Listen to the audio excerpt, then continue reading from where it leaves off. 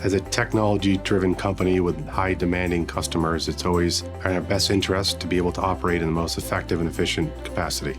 Prior to utilizing this product, we monitored a building with humans. There was an alarm system, a security system, but other than that, we had no way to truly detect for liquid intrusion, rodents, luminosity sensor, temperature monitoring from a sensoring standpoint. Product that we sell and distribute is telecom equipment. It's very expensive. So the loss and liquid damage of any one of those devices on a single instance could be as much as $1,000. You multiply that by a pallet of 400 phones, it comes out to be $400,000. You multiply that by this 180,000 foot warehouse, it adds up pretty quick. There's been quite heavy rains. We just recently had to do the entire roof over on this building here, which is not an inexpensive endeavor.